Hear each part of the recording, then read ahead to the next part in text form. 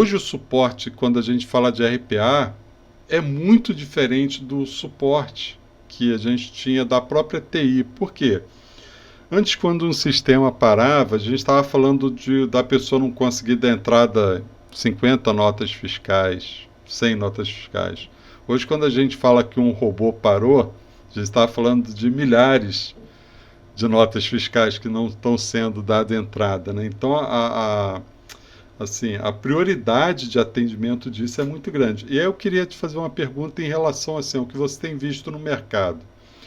Hoje o que você vê é tendo esse suporte específico para automação ou as empresas têm conseguido juntar o suporte, vamos chamar de tradicional, com esse suporte de RPA? Porque aí eu falando da experiência que eu tive, a gente teve que deixar isso bem separado, porque era um time muito diferente entre esses dois cenários.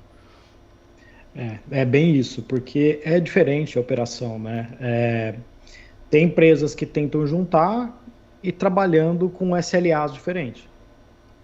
Então você tem um SLA para RPA, você tem um SLA para outras coisas, né? Tem empresas que também adotam algumas práticas como se fossem safeguards, né? Então, esse processo aqui ele é tão crítico para a empresa que, em caso que ele dê pau, alguém consegue fazer na mão. Sim, tá. Que depende do processo, né? A gente tem cliente aqui que tem, por exemplo, um processo que ele vira todos os preços de um supermercado no fim da tarde. Isso aí não pode falhar. Cada Então, centavo. tem que ter um safeguard ali, entendeu?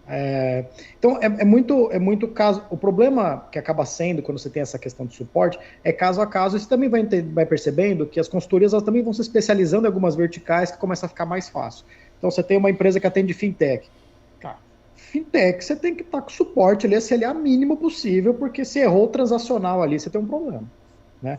E aí você tem outros setores que são às vezes, o próprio comportamento do setor é de uma automação que roda uma vez por mês, uma vez é pouco, mas uma vez por semana, ou coisas assim mais simples. E tem operações que são 24/7.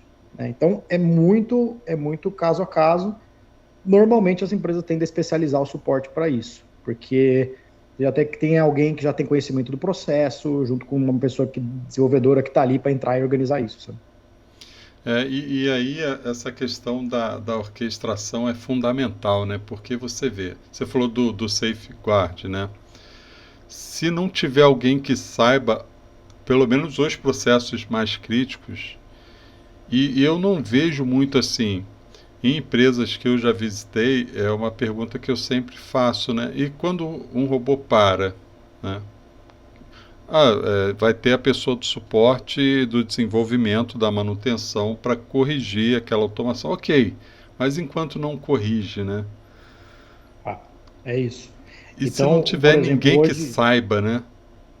exatamente. Então, por exemplo, hoje você tem lá no orquestrador, se um processo para, ele vai disparar um alerta para as pessoas da área de negócio que são específicas, que você precisa que saibam.